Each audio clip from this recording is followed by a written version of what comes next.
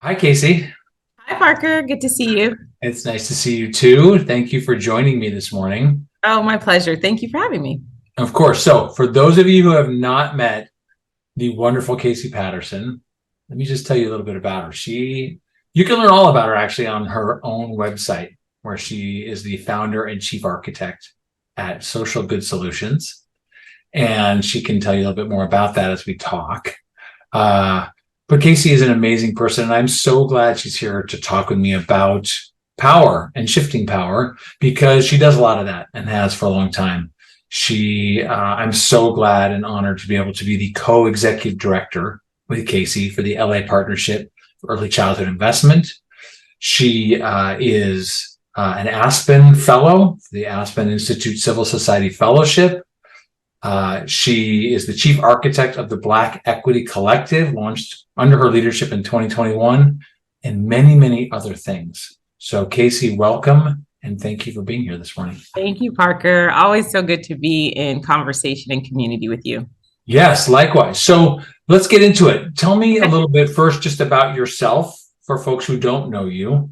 Like when you first started thinking about the role of power in how our society and politics works.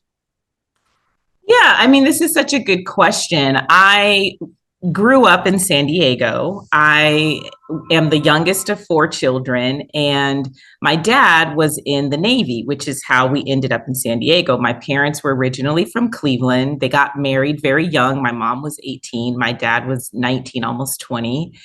And they relocated to San Diego after a couple of different stints across the country because my dad was stationed there. And I think one of the earliest examples that I have of power is the power of the vote.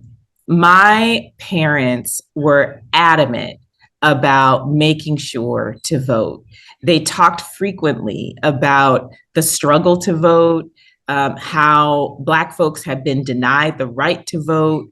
And that to me was really sort of the first introduction I had to what it meant to democratize power was through the power of the vote. And I don't think that I really recognized it as sort of this big expansive idea in the way that I do now when I was growing up. But I would say that's probably the first real experience that I had with individual power being part of something bigger than yourself and sort of collectivizing power. I think where I really started to gain a consciousness around power and really learn the tools of power came from community organizers. Mm. When I was at Families and Schools in 2010, I had worked for about 7 years prior to that for an organization that was focused on civic education, both domestically and internationally. So I sort of understood the foundations of democracy, but not necessarily the tools of power. And it was working for Families and Schools and a particular initiative that I was managing called Families Improving Education that really sort of saw the school system as the first introduction to democracy for low income and communities of color across California, that I actually was introduced to community organizers. And it was their experience that really taught me that power is layered, power can be organized, and power can be leveraged. And so, how you actually use, Dr. King actually said this in his letter from Birmingham jail. He said that time is neutral. And what he meant, I think, by that is that, time isn't for you or against you, it just is. And the ability to use time is really the ability to use power.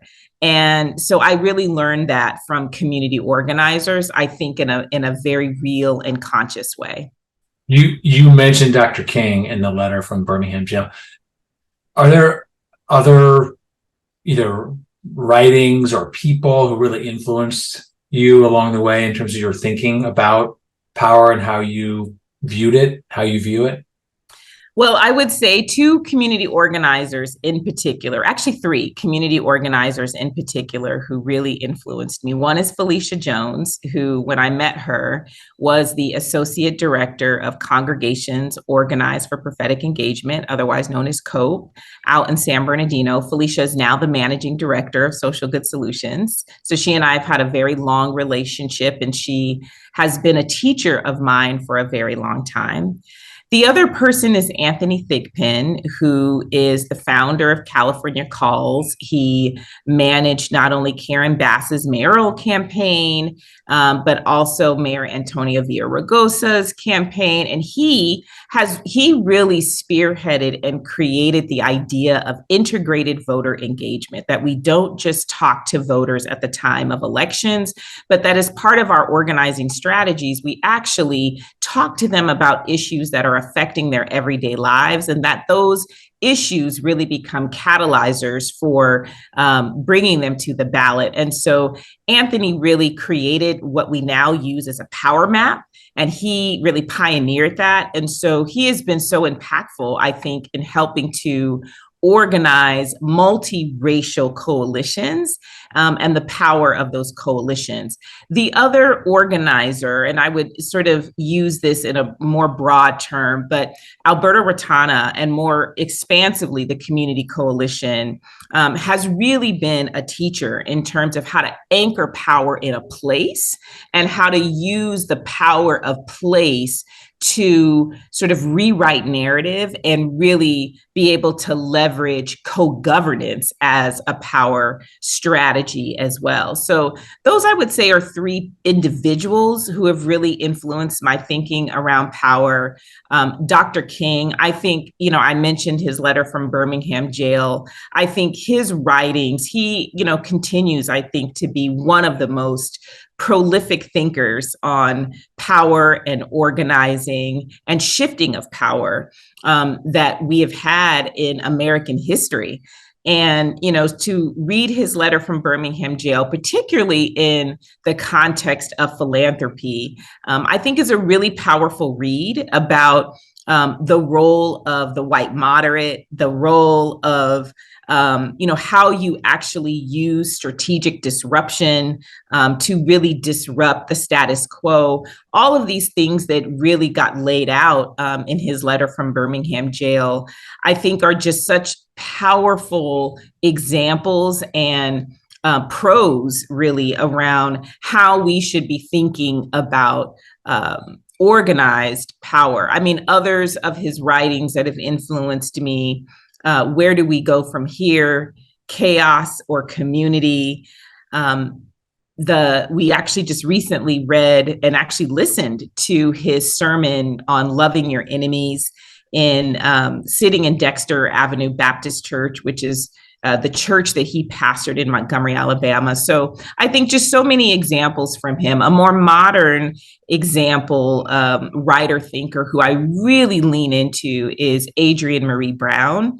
I think her writings are really giving us ways to explore what are sort of new dimensions of power in our modern organizing work. We're in a digital space, we're in a space that is intended to be more transformative. And I think because we're in a new space, sort of uncharted territory, we don't have all the tools that we need in order to really navigate that space well. And so I think Adrienne Maree Brown begins to give us tools for us to be able to navigate through spaces that are pioneering, spaces that are uncharted, spaces that are intended to be transformative, but also in the process of trying to shed transactional, supremacist kind of thinking.